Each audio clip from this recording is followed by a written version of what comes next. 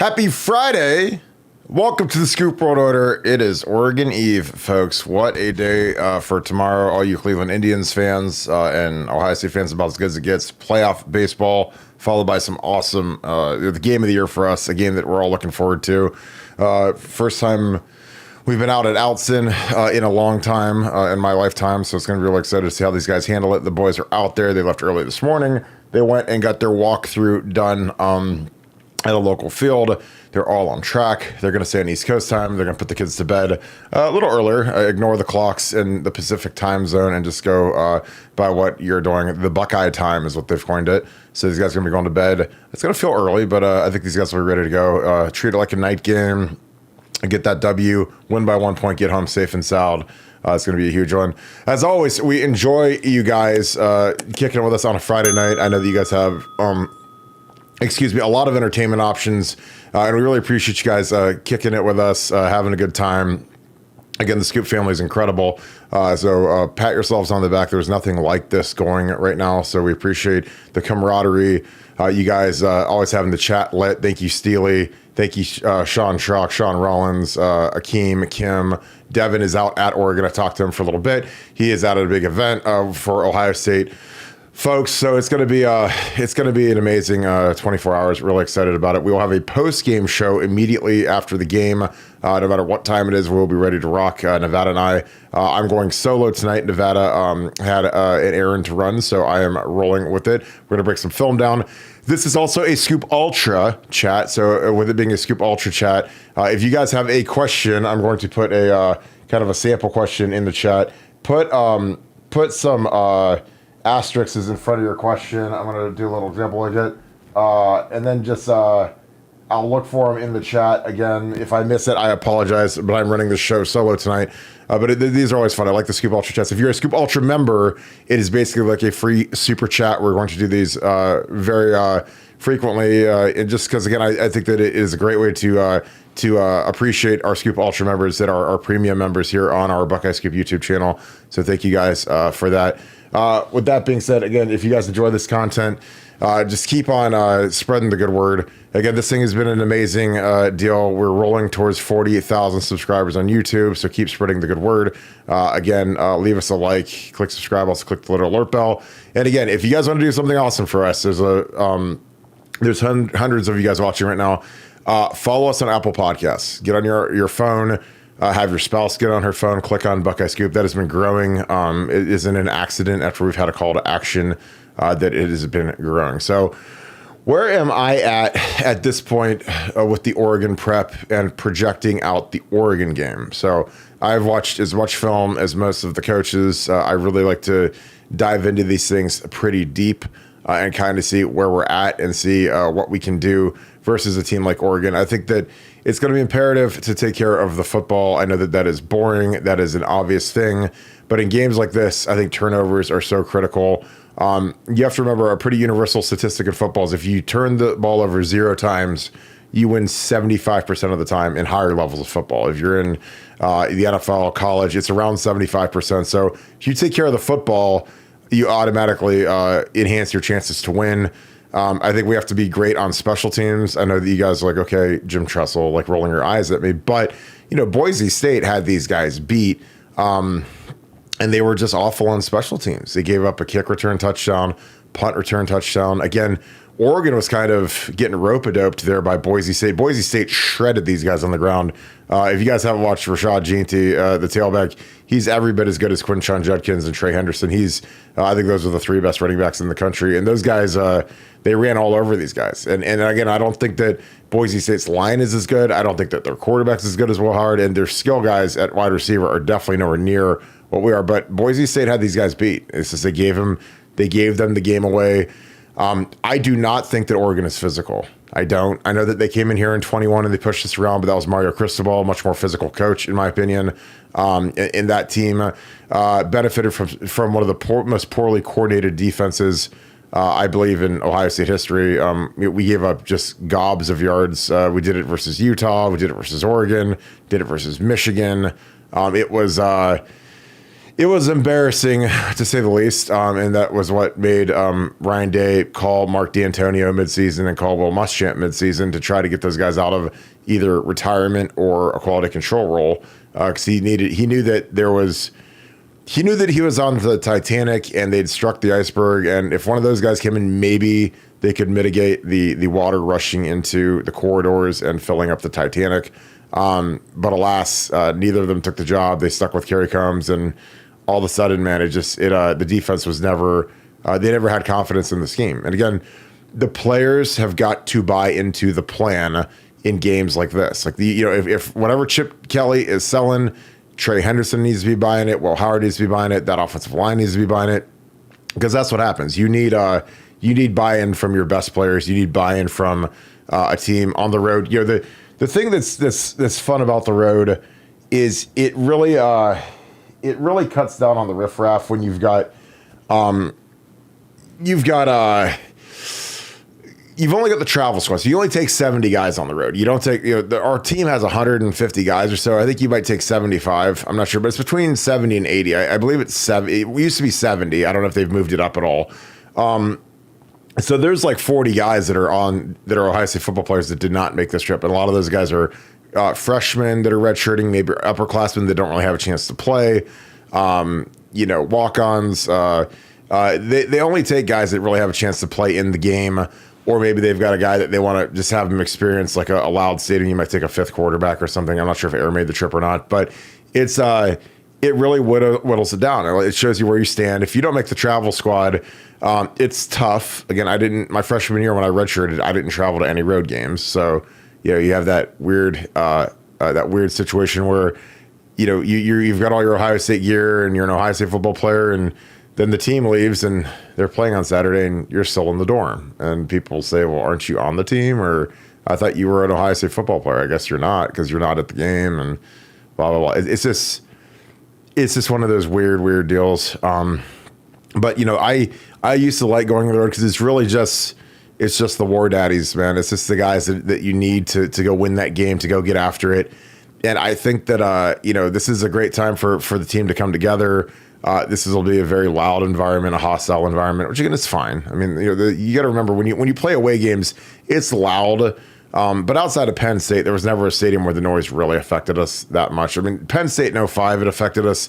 07, we went back and trounced them because we were more prepared, more ready for it, mainly because I was adamant and animated and a psychopath about how loud Penn State was in 2005, because I was the only guy that started in the 05 game and the 07 game. In 07, it was all new guys. So I told these guys, I'm like, look, you've never heard anything like this before. There's nothing as loud as this. So we had a whole litany of things. We went on the silent count. We had hand signals for all of our offensive line calls, just because then you didn't have to worry about verbal calls, because if you can't hear them, then a verbal call is no good. So we figured out sign language. So the offensive line, enough for a fact's been working on that. They've been working on the silent count, where there's basically no cadence, and you just got to look at the football. And when the football moves, you move. And again, I got really good, especially as I got older, at getting off on the ball. I would look at it out of the corner of my eye, and you don't turn your head all the way in at it, but you just kind of get it. You kind of see the little brown, in the corner of your eye, and when it flicks, you're gone. Like you're getting back in your pass set.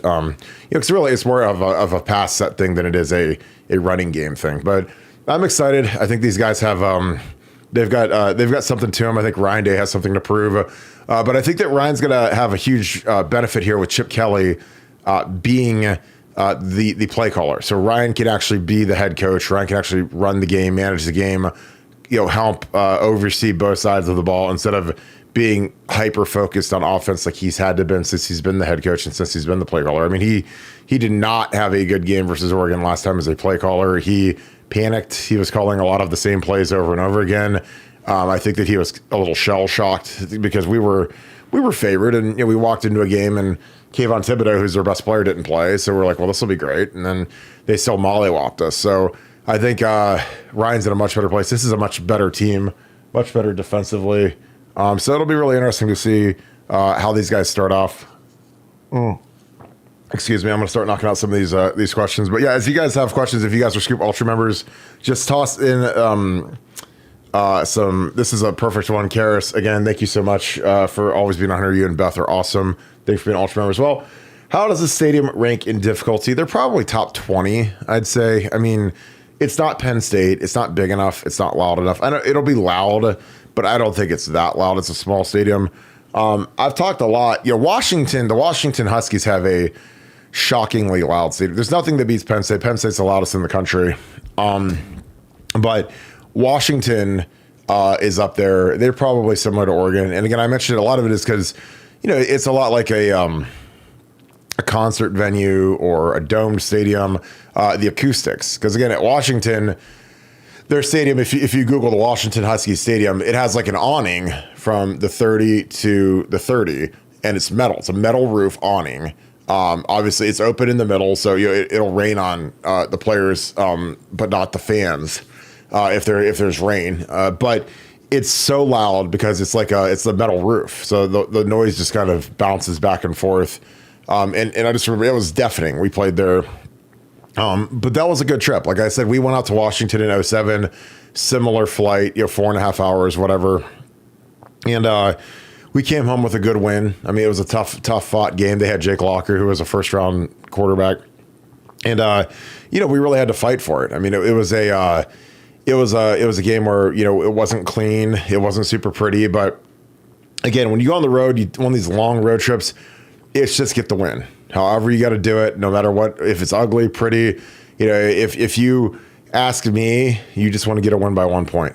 That's it. And if you get it done, you'll be happy and it'll be a great flight home, 4.5 hours of kicking it and eating, Chick-fil-A or whatever. And, it's a good time on a long flight when you're flying home with a win. Now, when you fly home with a loss, there's nothing more miserable in the world because you're in a giant metal tube full of despair and sorrow and depression. So, it's going to be, like I said, this is one of those opportunities where if I was in this game, I would be, you've got kind of this hyper anxiety. You've got nerves. You've got, I'm not going to be some big tough guy and say, I didn't get nervous before games because that's stupid.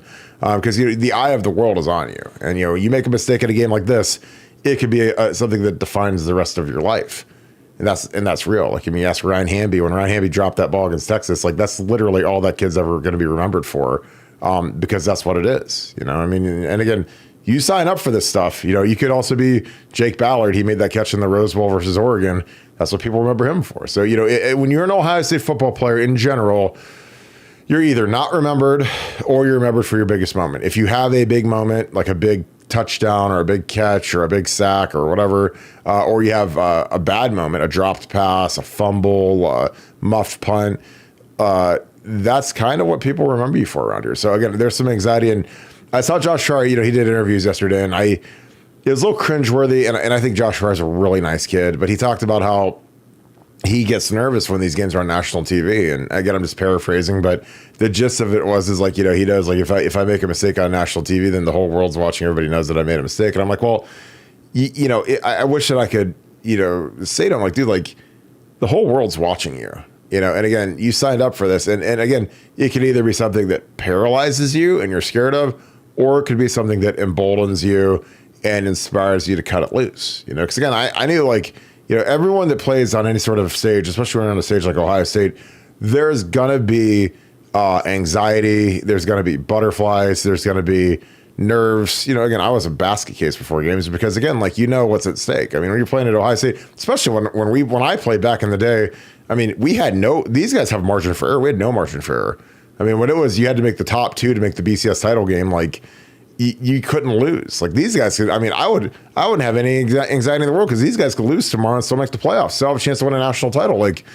In the old days, it was if you lost one, granted, I was part of the miracle 2007 season where 10 other teams lost and we got back into the title game. But normally if you lost one, you're sayonara because there's so many undefeated teams lined up, around the bend. And so I would cut it loose. I would play hard. Again, if I'm these guys, what an opportunity.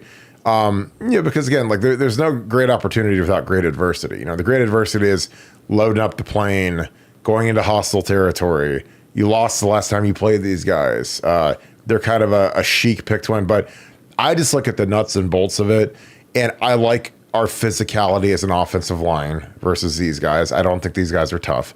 I love our running backs. I don't think Oregon's going to be able to run the ball versus us because I think that our front, they haven't seen anything like our front. And frankly, I don't think their offensive line's that great. I think that their tackles are okay. But I think, I think Ty Leak is going to be a mammoth tomorrow. I think he's going to be the MVP of the game. He's going to do absolute work, affect that quarterback. And again, I've said it 1,000 times. You have to stay disciplined rushing Dillon Gabriel. You have to stay in your rush lanes. You can't get fancy. You can't do what JT did a couple weeks ago when Jim Knowles pulled him out of the game where he freelanced, lost contain. You have to trap this guy. You have to cage this guy. Again, that's why they call it a cage rush, because you have to have disciplined rush lanes, soak up the gaps you're supposed to be in. Don't let this guy freelance. Don't let him get outside the pocket and create. That's where he's dangerous, and these receivers are good at that stuff. So to me, I think that's going to be kind of the key to the game is affecting Dillon Gabriel, AFFECTING, affecting Dillon Gabriel. Because I think that's going to be something, if you hit this guy a few times, he's going to get shook now. Yeah, so I think that the stadium is probably top 10, top 20. Never played there, but it's not big, and it's not Penn State or Camp Randall or even the Shoe. Where goes one? Again, you are not a Ultra member, but please join Ultra. But I'll answer this one time for you. Have you heard anything about the rumor that sack leader Jordan Burch got injured in practice? I heard it. It's interesting because it was some site called Duck Scoop, which again, I guess all the scoop sites are the best sites, but they actually had we'll see. Again, until he's not dressed, then I won't believe it. I've heard all kinds of things about guys being hurt, and I've seen guys not take part in pregame warmups. I remember Devin Still, who played for Penn State, was a really good player. When Larry Johnson was there in it was, I believe, 2011. He was out there, and he did not. Excuse me, got a crook. He did not take part in pregame warmups, or he was out there and he didn't do any of the drills. Then he went out there and played the whole game. So I think we'll see when it gets down to it. But we'll see. Again, if he's there, great. If he's not, great. But I would, if I'm the right tackle, if I'm Josh Fryer or Josh Simmons, I'm just telling you, I'm getting ready for him. I'm watching the film again. I'm going through the last couple games, studying them, and getting ready for him. And again, I think he's a good player. I don't think he's a great player. I don't think he's a great pass rusher. I know that he leads the Big Ten in sacks, but he's not some terrorizing speed demon super athlete. I mean, he's big. He's 6'6", he's 280, so you can't let him get his long arms on you, but he's not a super, I don't think he's a super talented pass rusher. I know that sounds strange because he leads the Big Ten in sacks, but sometimes you look at sacks and they're coverage sacks, guys fall into sacks. I don't see a dominator of a player. I think he's a good player, but not a guy where he's not a Von Miller. He's not even a Kayvon Thibodeau. Like Kayvon Thibodeau was much better than this guy. All right, I know you studied Robert Gallery of Iowa when you played. Yes, I did. Robert Gallery was, what Joe Thomas turned into is what people thought Robert Gallery was going to be. Why do you think he was such a bust? I wanted the Browns to draft him so bad. This is an interesting question. So I actually, I interviewed with Mike McCartney, who is Robert Gallery's agent. I ended up going with DeBartolo Sports instead of Priority Sports. So, but I interviewed with Gallery, or Gallery's agent. And, I tell people all the time, I tell you guys all the time, that you have to understand that a lot of these guys that get drafted that end up being busts, they go to bad organizations. And, so again, and I'm the first guy to be responsible. I'm the first guy to say, it's the player's fault. I'm the first guy to say, player could have been better. A guy like Johnny Manziel who's come out and said, I was an idiot. I was doing drugs. I wasn't studying. I was going to Vegas, on a Saturday night trying to get back for a Sunday game. I mean, there's all these, so this isn't a uniform thing, but to me, Robert Gallery got drafted by the Oakland Raiders, and the Oakland Raiders, I believe that they had Art Shell as the head coach at the time, and Mike McCartney, who was his agent. I said, why is Robert struggling so much? Why is he, because again, by the time I was interviewing with agents, it was 06, 07. And Gallery had played in the league for 3 years, and he wasn't doing well. I mean, they were moving him to guard, they were trying him at right tackle. When he got drafted, if you go back and go on ESPN, search Robert Gallery, watch his draft day, he goes second overall, and Mel Kiper's like, pencil him in as a 10-year starter at left tackle, Pro Bowler, like, because he was that dude. He was 6'7", 325, ran a 4.9, big athletic dude, came into Iowa as a tight end. So he was a lot like me. He was a little taller than I was, about 2 inches taller than I was. But, we were both tight ends. We both could run well. Effort guys, tough, weight room guys. So, again, you kind of model yourself after guys that are like that. And he went second in the draft. So I was like, well, I better watch this tape. So I'd watch this tape a lot. And we had all the Iowa games cut up, and I'd watch those. But he went to the Raiders, and it was interesting because they had this offensive coordinator who, instead of having, in most old school passing under center systems, it was like a 3-step drop, a 5-step drop, 7-step drop. 7-step drop is you're throwing the bomb, long, slow developing play. 3-step drop is, get the ball out, 1, 2, 3, find your guy, rip it. But with Oakland and their OC and with Art Shell, they had their shortest drop was 7 steps, and then they had a 9-step drop and an 11-step drop. So, you could imagine how deep a quarterback gets on an 11-step drop. I mean, that's 10 yards almost. And so, it's almost impossible to pass protect when you're a tackle and you have a quarterback that goes back that deep. Because again, as a tackle, when you're going against a I'll throw this on the I'll actually throw this up on the screen real quick so I can kind of diagram it for you. When you're a tackle, so I've got the this is Oregon, and Michigan State will watch a little bit of this. If I'm the tackle here, and I've got I've got this box right here, your job as a tackle is you want to, these guys are responsible for the depth of the pocket, and the tackles are responsible for the width. The width is, is right there. So that's what a pocket looks like. So, excuse me. If this is a 7-step drop right here, because he's in gun, he takes 3 steps. So this is about a 7-step drop. An 11-step drop would put him at, if this is 9, this is 11.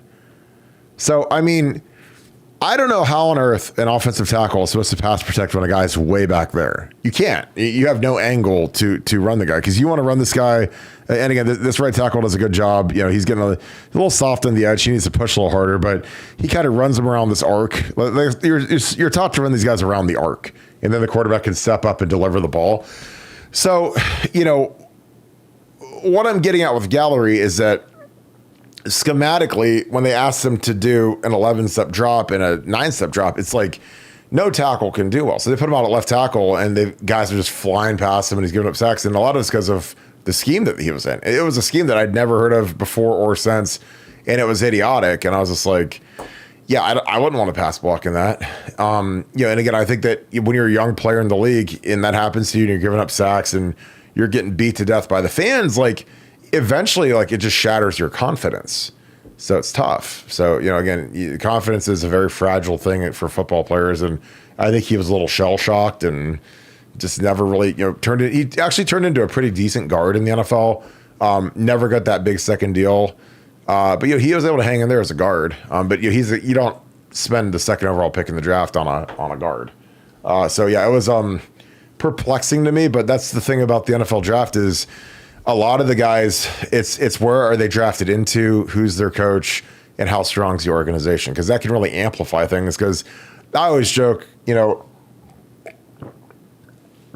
as a Browns fan, if Tom Brady would have gone to the Browns in 1999, like, he wouldn't have been Tom Brady. He would have been beaten out of the league, and he would have been on that guy's jersey that has like the 50 quarterbacks that we've had since 99. I mean, he would have been the same thing as Spurgeon Wynn. He would have been a guy that he got in the game, got annihilated, and never turned into the mega, the GOAT, the mega star that he became. So again, I think I always look back at Tim Couch and Peyton Manning. I think if Bruce Arians, who I think is a fantastic coach, he's an NFL, he'll be in the Hall of Fame. Won a title with Brady, obviously. He always says that Tim Couch wasn't a bust, and I agree with him because I went to all those games in '99 and 2000, and when you got to make an offensive line out of a bunch of practice squatters, and they had Zeus Brown and they got Verba and some guys, but I think it's tough. Where Peyton Manning went to a team that had a first round pick at left tackle. They had Marvin, they had Marshall Faulk, then they draft Edgerrin James. That's a whole different ball of wax compared to Eric Rhett and Kevin Johnson and Quincy Morgan and the crew. And so it's like, I don't know if Peyton Manning could have made those guys great. Again, it could be wrong, but again, I think that a lot of it is where do you go and what kind of infrastructure is around you. Larry Daniels, how would you attack the Ducks defense? Spread? That's a great question. Let's take a look, because there's a couple of good instances of it. You look at I think throwing it quick is a good way to do it. These guys are I don't know if they have the balls to press us, but if they do, I'm taking this. If this is JJ, that's where JJ would be. I'm taking that all day. Press. This is a pressure look. This is one high. There's their deep safety. They're just playing cover one. They're manned up across the board here, obviously. And then they're looking at, it's like their pressure, and then this guy is kind of he's got the back man, and the rest is just pressure, just a pressure look. Nice ball by this quarterback. Again, this quarterback's a turnover machine, but he does have some nice plays. But I think little quick plays like that are great. To me, man, I'm just attacking the edges quick, about as fast as I can. I'm trying to get these guys, moving around here. A nice little move the pocket, drop the dime. Again, this is a great play. Again, why do you do some stuff like this? Why? Again, this is the stuff that I would want to do. Why do you do something like this little yo-yo motion? So you put your inside slot guy, you yo-yo him back and forth. It looks like a J, this motion, but you immediately identify man coverage.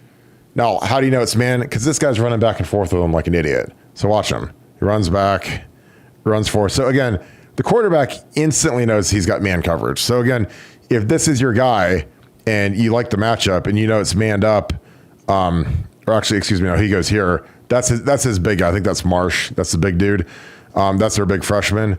So here, man coverage, you're taking the shot. If that's JJ versus this guy, come on. Like JJ's dunking on his head like he's LeBron, and he's getting in the end zone. So, I would attack this back end with the fury of God at this point, because their corners cannot tackle, and their safeties are really suspect when it comes to coverage. So again, if Aiden Chiles just throws the ball, which again, if he just throws it, just throw it. He kind of nurses it up in the air and it costs him a touchdown. But again, like there's a lot of easy stuff. Michigan State, who I think they've got a good coach. I think that this is a real simple protection, nice clean pocket.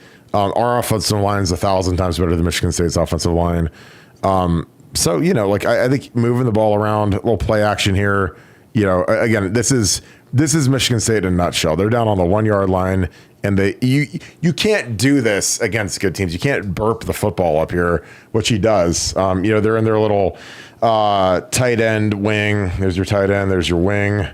Doing a little play action pass. They're looking for. Again, this is not a good job by this tight end. This tight end this is a delay pass. He has to get his hands on this guy and shuck him to the ground, throw him on the ground, which he doesn't do here. He doesn't do enough to get rid of him, so the guy sticks on him. They can see the delay pass, but it's a good concept. But again, if it's not there, for one, I don't know why he doesn't sprint here. Maybe he sees that color. But you can't do this. You can't spit the ball up here on the 1 yard line. Again, this is Michigan State in a nutshell. But again, that's something that I know I love to show off, and I know people probably roll their eyes and whatever, but you can't turn the ball over on the road. You can't. Again, that gave Oregon life. They would have been down 7-0 at home. That takes all of the air out of the balloon instantly when you do that. And I think that that's the thing that, if I'm in that quarterback meeting, if I'm Chip Kelly, well, if it's not there, throw it out of bounds. Like, throw it to your mom. Throw it to your mom in the stands. Don't force it. Don't. And again, Jim Tressel, who I know you guys think is exciting as vanilla pudding, literally end every drive in a kick, PAT or a punt. Period. We're kicking a field goal. We're kicking a point after touchdown or punting. That's it. No picks, no turnovers, nothing stupid. take care of the football. Again, that's 80% of the game. And again, Bill Belichick, who's the greatest coach that's ever lived, said more games are lost than won. And he's right. And this is a game that, whatever team makes the fewest, whatever team is the toughest team that makes the fewest mistakes will win tomorrow. It's easy. Like, you don't need some magical, gigantic Excel spreadsheet formula to figure this thing out. I mean, this is going to be a game of toughness and and again, I think we are significantly tougher up front on both sides of the ball, significantly. Like, again, our O-line, who everybody whipped and beat to death, has been playing spectacular football the last few weeks. Two of the guys made mid-season All-American by the Senior Bowl, Josh Simmons and Seth McLaughlin, who, again, coming into the season, everyone's like, oh, Seth McLaughlin had bad snaps versus Michigan, and Josh Simmons came from San Diego State, and don't know about him. And I'm like, dude, he's playing as good as any tackle in the country right now. I don't know what you guys have been watching.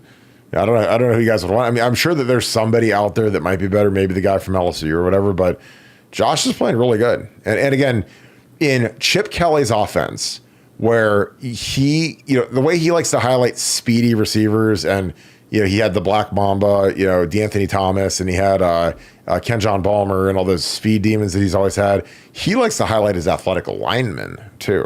So when he's got Josh Simmons, like when we're in these tunnel screens and you got guys like Josh Simmons and Donnie Jackson getting out there, Seth McLaughlin kind of cleaning up the alley, it's impressive. Again, you have to be light. He made these guys all lose weight in the offseason so that they could run more quick game, more screens, more tunnel screens, which again, I would screen Oregon to death, especially early in the game, because I'm telling you, their pass rushers, their D-line, they're going to be so amped up to get to the quarterback and try to get Will Howard on the ground. I would just throw a screen and let them run up the field and think that they're about to get a sack, and you throw it right over their heads for a nice little tunnel screen. And that's a great starter. It's a great way to get a cheap completion to JJ or to Emeka. It's a nice, easy confidence booster for Will Howard.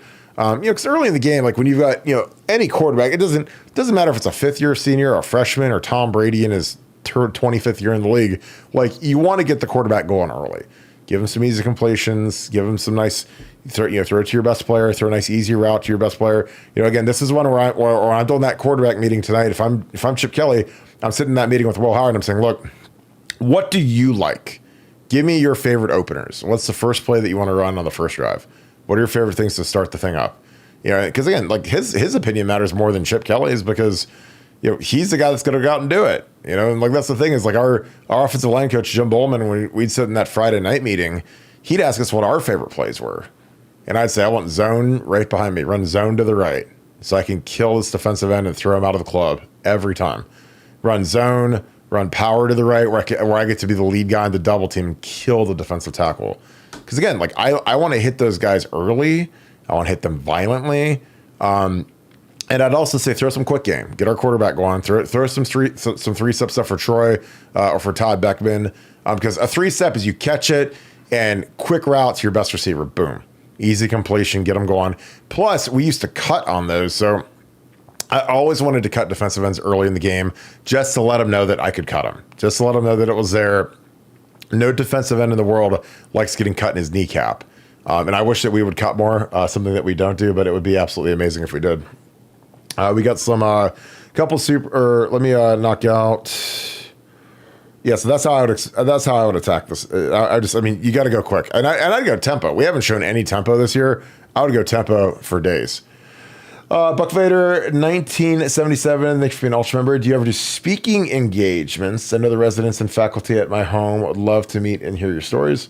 I mean, I'd be up for it. I mean, preferably if it's closer, just because I work all day. I'm working 16 hours a day right now, so it's hard for me to get away from my house. But I love speaking. I love meeting people. I love to I like to answer questions. Again, this is a solo show tonight, and again, I turned it into Scoop Ultra so you guys can knock out some questions. Because again, I really love getting to know you guys, and a lot of you guys have become great friends, family. A lot of you guys call me, text me, so it's a tight community. And again, if I didn't have this format, I wouldn't know hardly any of you guys. I mean, some of you guys are friends that I know from BuckeyeScoop.com, but this has really helped expand our horizons. So again, I don't take that for instance, but Buck Vader, shoot me a note, buckeyescoop@gmail.com. Let's talk and see if we can arrange it. At a minimum, I could do like a Zoom call because that's always easy because I can do that from my house. But just let me know what would work for you because I'm always open to trying to help everybody out because I appreciate you guys so much. Barb, what is up, my girl? I hope you're doing good. Barb Barrett, thanks for being an Ultra member.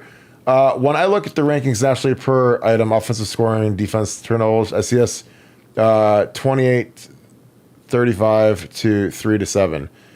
Yeah, I mean, I think that we let me see. Finish the question. Why do most people see 24-17? I don't know.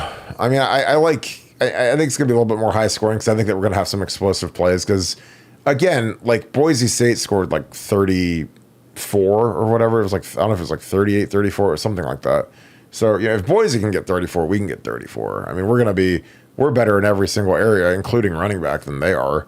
And plus, I think that, the ball's in Oregon's court. I mean, I know that Oregon they get an abnormal amount of love because they beat Deion last year. And, Dan Lanning did his little speech where he said, that we play the game on the grass, not in Hollywood, not for clicks. And everybody's like, ooh, go get him, boy. Ooh, go get him. That's great. Like, who cares? Colorado sucked last year, so beating them, it's like they beat them when people still thought they were good, and they turned out to be terrible. So again, we're not Colorado. We're much more physical, and I really think our guys are on a mission. I think that our Jack Sawyer and you got guys like Jack, and you got guys like Josh Fryer and Tyleek and Seth McLaughlin, and I mean the big thing is Will Howard. I mean, Will Howard is the unquestioned leader of this team, and he's the guy that came in in January, and they're going to run him. I mean, he's going to run, and he's going to be a problem, and they haven't shown that much, but I think it's going to come this week, and he's got 4 rushing touchdowns already this year. So yeah, this is one of those ones where Chip Kelly and Ryan want to get him in the Heisman race. This is the night. This is the game. The whole world's going to be introduced to J.J. Smith in prime time national television, and I think he's going to sparkle. And I'm really excited to see what this kid can do. Let's see. Apologize. Need you to be an Ultra member here. Getting stuck to the doors. I will answer this. I hope everyone's looking forward to the game. I love watching this team, and I'm a huge Will Howard fan. I hope he shuts everyone up. I also feel our ground game is strong enough to dominate. OHIO, appreciate you, my man. Yeah, I think Will Howard's gonna have a huge game. Larry Daniels, you win the toss of the road. What do you see as a strategy with this team? I always kick off. Always kick off. Like when I was a captain, I would cringe. I think there might have been one time where we took the ball. I always hated taking the ball. I always like kicking off. I like coming out in the second half and getting the ball. Probably because I was just greedy. I was greedy. I loved our defense. Our defense was so nasty. And like, I used to love watching our defense. Like, I would sit on the bench and just watch them on the Jumbotron. I was like, because again, when you go against those guys in practice, you want to kill them in practice.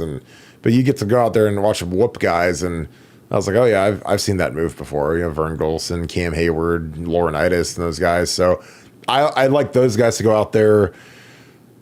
Like my dream to start every game was kickoff for a touchback. They would get the ball in the 20, which I know is now the 25. Our defense holds them. They get 3 yards on 3 plays, so it's 4th and 7. They punt it, and then we get a good return. We get the ball on the 40-yard line, 35-yard line, and then we have a nice drive, score a touchdown. Because when it cooks out like that, and you've got that stop, a punt, and then we score first, then that's a mental decapitation at that point, because all of a sudden they're like, oh God, they're up. We got the ball first. We didn't do anything. They scored. Plus they get the ball at half. So you kind of get the steamroller started up and rolling when you do that. So mentally, I think that that's the best thing to do it. As a captain, I never lost the coin toss, so I was proud of that.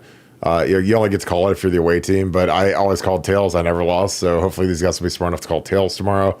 And I always was the guy that talked because I was the oldest captain. It was me, James, and Deontay. Deontay was a 4th-year senior. James was a 3rd-year junior. I was a 5th-year senior, so only one of us has talked, so I'm talking. So I'd ask Tress what he wanted, because that was always the thing. I always wanted to get with Tress to make sure, what way do you want to go? because I'd give it your trust in the kickers. Okay, what way do you want to? If we do have to pick a side to defend, where's the wind? What way do you want us to defend? Because you don't want to screw that up when you're out there. But yeah, I think we only took the ball once. But like I said, I hate taking the ball. I don't care if it's the NFL, the CFL, the whatever. Like I like kicking it off. And I like seeing, especially I would build my team if I was in an NFL gym around defense and.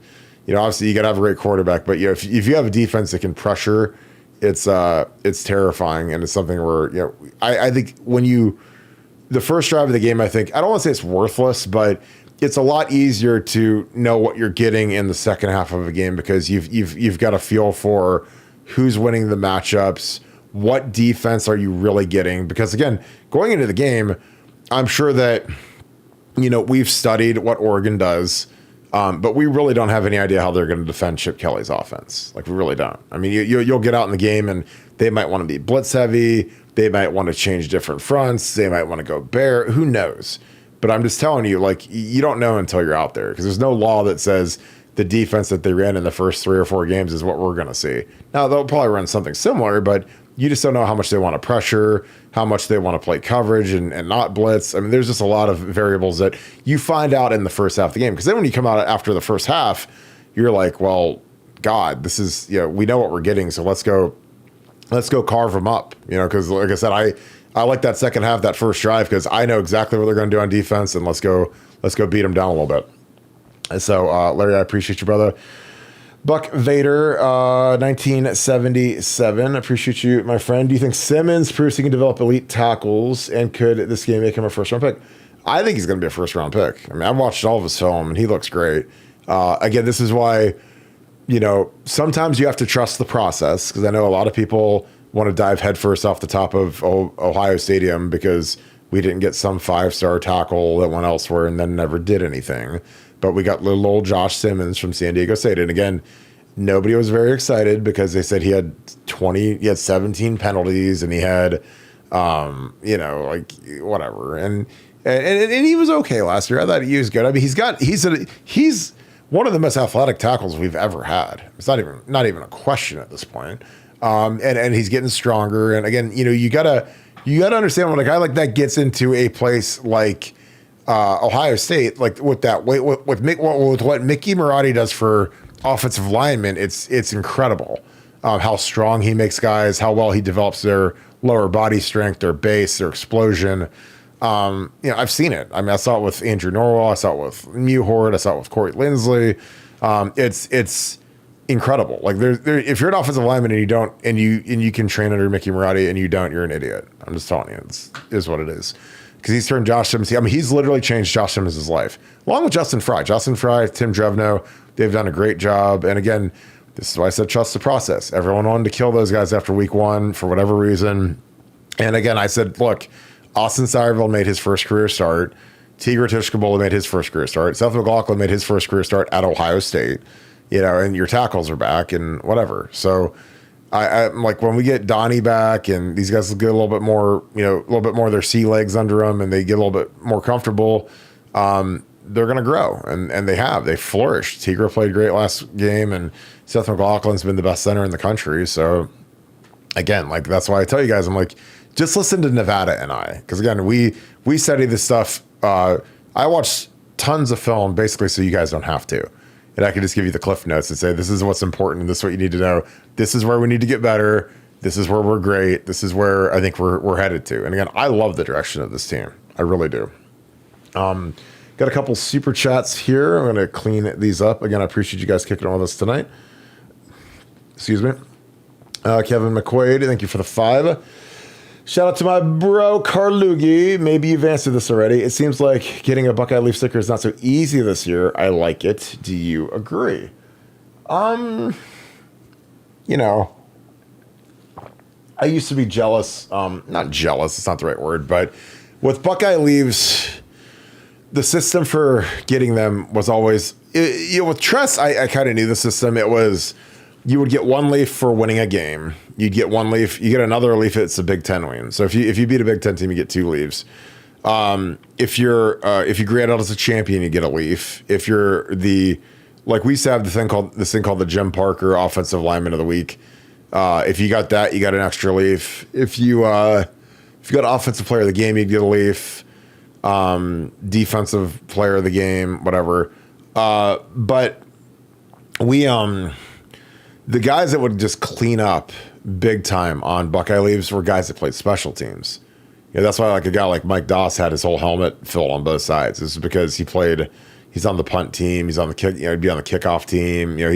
Maybe not his junior year or senior year, but like a lot of those guys that would fill their helmets up is because they're on special teams. It's because all those special teams, when they hit their metrics, they'd get a leaf for this. So there'd be some special teams you get 3 or 4 leaves just from playing on punt team or kickoff or kick return or whatever. So a lot of those guys would get both sides of the helmet filled up. It was basically impossible to do as an offensive lineman just because you're not on enough things. If you're a linebacker, tight end, receiver, I thought it was much easier, but I don't know. I mean, maybe they've changed the standards. I'm not sure. Maybe it's something where, maybe guys are grading harder. And again, there's some guys that I think would artificially have too many leaves because you have to understand, like position coaches are a lot like high school teachers, college professors, whatever.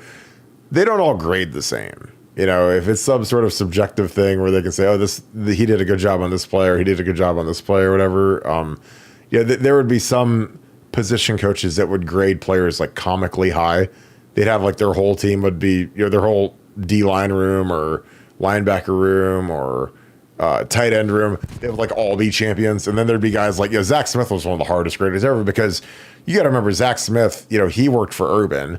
Urban was a wide receivers coach. So Urban had an iron fist on the wide receivers. So if Zach came in there with a bunch of sparkling, really high grades for his receivers, Urban would practically beat him to death. So Zach knew not to come in there with a bunch of 88s and 90s. He'd come in there with a bunch of 70s and 65s and maybe like 180 if some guy was exceptional. But yeah, and Tress was a hard grader too. Jim Tressel, he said that the year Troy Smith won the Heisman Trophy, obviously the only quarterback in the history of the Big Ten to win the Heisman Trophy, he had one winning grade, one champions level performance. They call it champions now.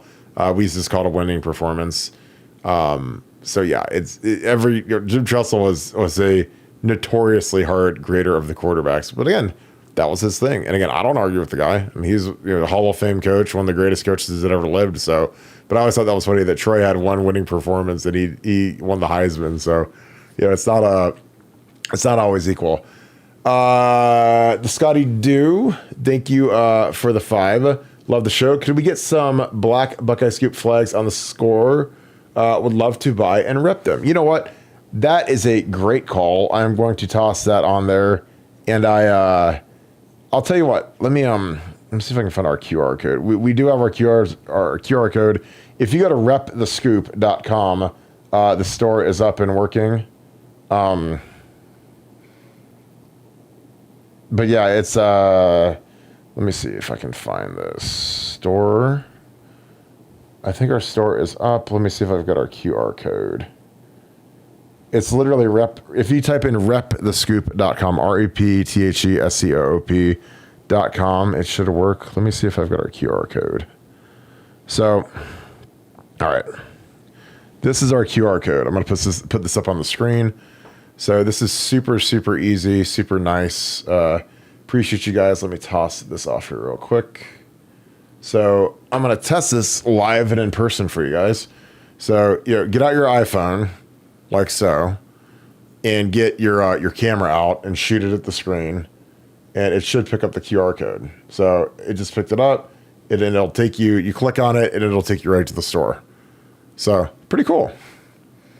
So yeah, it works perfect. So if you have to pause this video, point your camera at this, and on your iPhone or your Android, it'll open the store up. The store, it's amazing. We have some really, really good gear. Again, so this is or if you want to just go into a browser, you can type in REP, the THE, and then scoop, SEOP.com. And it'll take you right to our new store. Again, it is going to be open for probably about a week and a half or so, about 10 days.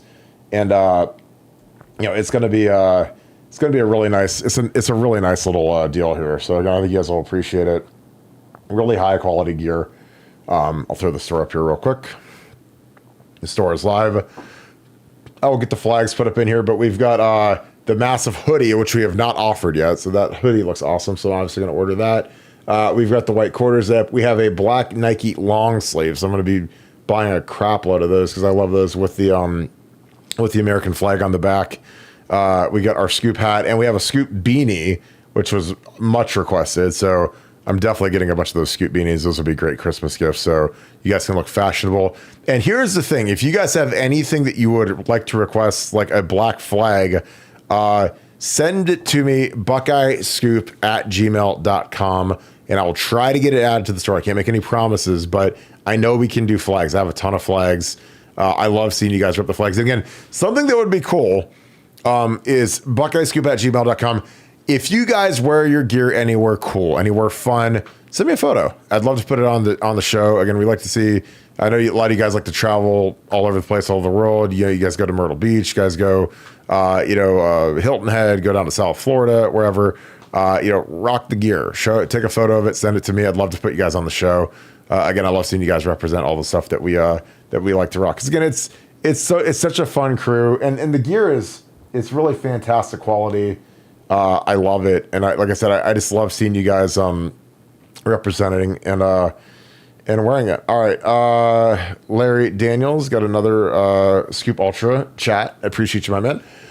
Does Will Howard have the ability to call audibles, or do they mostly do the look back to adjust? Will does have the ability to call audibles. That is built into Chip's offense. He doesn't do it often because a lot of times we have two different plays called. The look back is more of a tempo thing where, you get to the line, you act like you're running the play, you fake clap, and you look back, and they change the play based on the defense. But I think this is a big game where you got to get the guy in the right play, and you got to let him just go play ball, or you can just go fast. Sometimes if you go fast, you're not going to get in the right play every time. So yeah, he does. I mean, that's something that Ryan's been big on. That's just a big NFL thing is. You can't always be in the perfect play, but you don't want to be in a play that's an abject disaster, that's a loser play. And sometimes you can't avoid that, but you want to mitigate that as best you can. And when you have a fifth-year senior quarterback, I think you can do a really good job with it. Buckeye Ranger, temperature 75 degrees, 75, 51, 10% chance of precipitation, fall, low humidity, literally perfect football weather. Perfect. So nice, clean night. Very excited about that. Love that. Dave Mathis, will we put up numbers like Boise did? Well, we better. I think we're better in every phase of the game than Boise. I think that, Oregon probably was reading a little too much of their press clippings and they didn't show up. But I just don't think Oregon's a physical team. I don't. I've watched a lot of their film, and, like I said, Boise State and Idaho shredded them on the ground. And I don't think Oregon can run the ball. So again, it's like that double-edged sword where we're a very physical team. Ohio State's a very physical team, especially on defense. Very physical. And on offense, we're physical too. I mean, our receivers are physical. Our line's been moving guys on the ball. Quinshon Judkins is the most physical running back in the country. So again, I like all of that. Will Howard's not scared to put his nose in there, put his face on somebody as a runner. So, I think that's something that travels well. I think it's something that people that are studying the game. You got to understand, like the things that go on the road that you need to pack in your suitcase when you go on the road. Number one is your running game. Number two is your defense. Number three is your special teams. And we've been really good in 2 out of the 3. Special teams got better. All you got to do is kick it out of bounds. Don't let the returners get it. Kick it out of the back of the end zone. Punt it out of bounds. Don't give these guys a chance to do something. Don't do something stupid and give these guys any sort of oxygen, and you'll be in good shape. Because like I said, we have better players. This isn't one where you have to magically hope to find something or hope to find some sort of a deal. And I blitz these guys early, but I mean, again, you watch Jeanty here, Rashad Jeanty, who's he's projected. This guy's going to win every running back award because he's going to have a zillion yards because he's a one-man army. But I'm just telling you, man, I'm getting to the edge of this defense. And again, this is their D line that's supposed to be so great. And this isn't. I mean, this does not look like an absolute butt kicker of physicality, in my opinion. And again, that's soft. I mean, this guy, you make that guy tackle, please. Please make him tackle. You know, he's hanging on for dear life, but he doesn't want any part of being physical. I mean, these corners, like, you know, this corner ain't trying to get off that block. You know, I mean, you're telling me that this is the hardest you could possibly play. Number 9. Like, I'm running Quinshon right at that guy's teeth. You're telling me that's as hard as you can play. You're getting punked. Look at that. And you're telling me that we're supposed to be scared of these guys? I mean, I'd knock the Donald Duck right off that. I'd be cooking that dude. You know, I mean, again, get him on the edge. 9 wants nothing to do with 9 wants nothing to do with anything. Ever. Same play, wide view. Watch this. This is terrible. Make the secondary tackle. They're bad tacklers in the back end. I'm telling you. Get Quinshon out there. You know?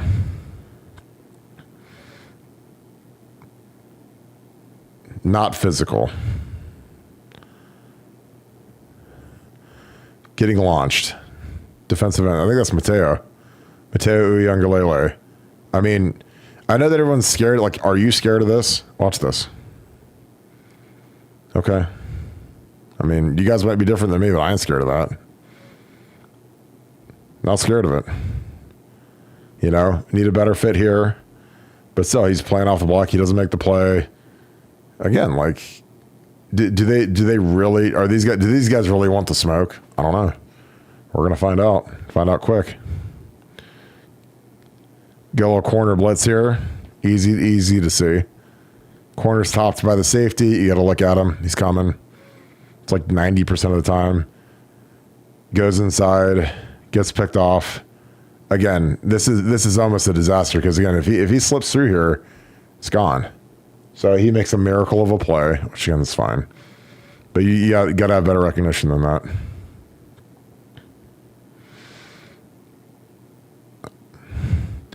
I mean, does this look like just all out physical? Getting put in orbit here. I mean, that's 8 yards, guys. 8 yards. So he's touched. Make the corner tackle. Like this guy wants nothing to do with it. Nothing to do with it. I don't know what that was. Like 3 and 9, I'd make those guys tackle on every play. Make 9 make the tackle.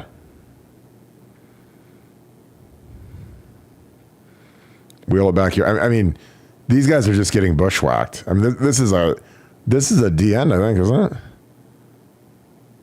No, that's their Sam linebacker. Getting bushwhacked.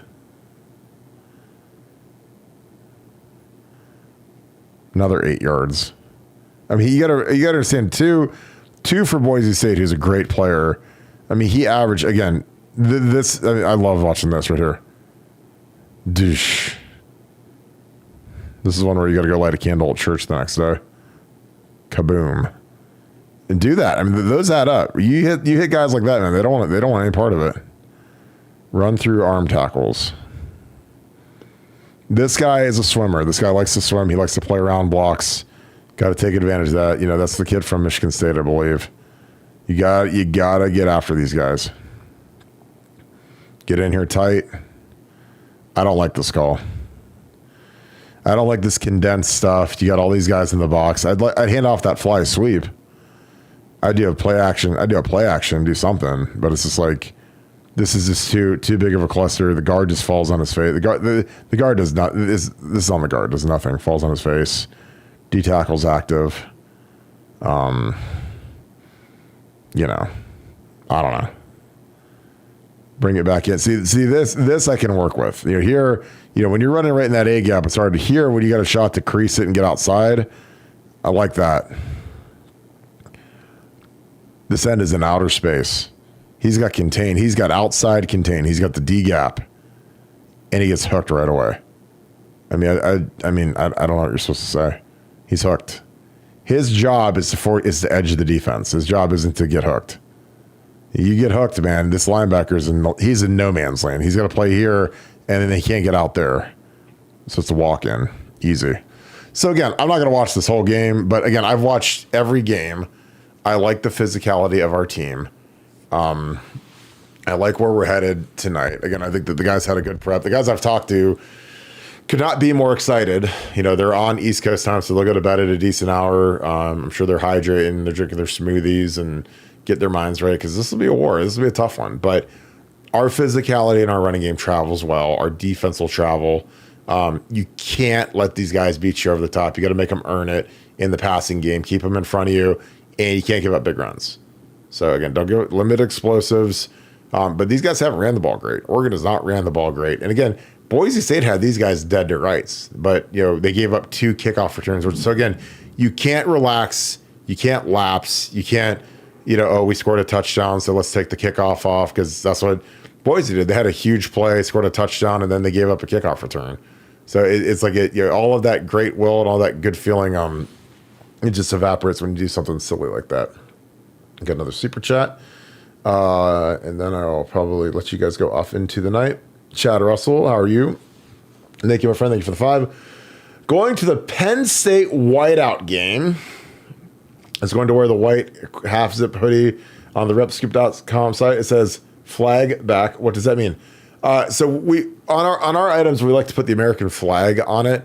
So on the back neck, we put an American flag. So that's what flag. Anytime it just lists where the flag is. Our gear. Again, I'll show you. I've got one of our hats right here. So this is the, excuse me. So this is our Rep the Scoop hat. And just, because we love, again, we're patriotic. And I think it adds a nice touch having the American flag on the side. So we toss the American flag on the side of it. So that's all that it means. There's on the neck, there is an American flag. On our shirts, a lot of times the flag is on the sidearm.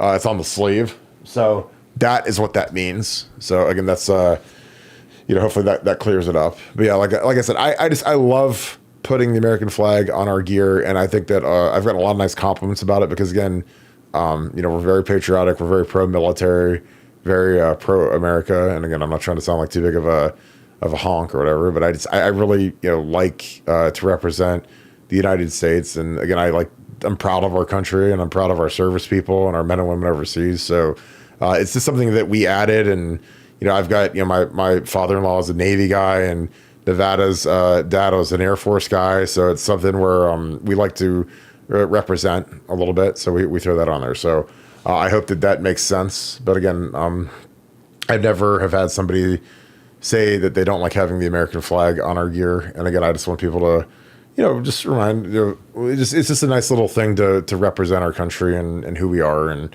the things that we're proud of here on Buckeye Scoop, if that makes sense. So, but I appreciate you guys so much again. And Chad, I'm telling you that the whiteout, the one thing I tell people is like, look, I think that it's smart that you're wearing that shirt, and I'm glad you're wearing a white thing, so you're not wearing a bright red. But there's nothing like a whiteout at Penn State, and I wish that they would do it at night. Because the whiteout at night at Penn State is the greatest environment in sports. I mean, there's nothing like it. I loved playing in it, but man, it was fun to be a part of. So I'm excited for you, because I think you'll have a great time. So, all right, folks. Well, I appreciate you guys. Again, you guys are the absolute best. Again, this show has been it's a godsend for me. It's a godsend for my family. I love kicking it with you guys. I appreciate you guys so much. You guys don't even know. We had such an amazing September. October's off to an even faster start. It's a blistering start so far. So again, we appreciate you guys so much for all that you guys do for this channel, spreading the good word, interacting with each other. It really is awesome. So again, I just want to always be very thankful and grateful for you guys. Because again, I know you guys have a lot of stuff you guys can watch, a lot of different things, but again, we never take you guys for granted. So we appreciate you guys. So that being said, if you guys enjoy our content, please hit the like button on your way out the door. Click subscribe. Also click the little alert bell so you get an alert when we go live. We'll go live right after the final buzzer tomorrow. We'll be ready to go. Nevada and I will be giving our full game breakdown. We'll be ready for you guys.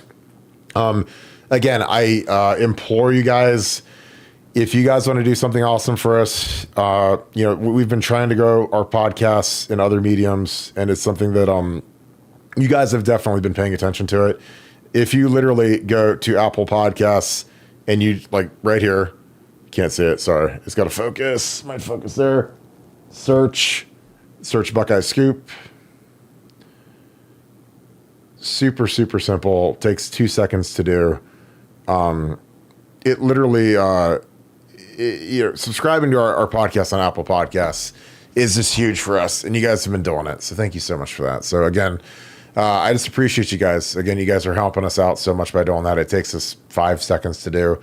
And it's completely free.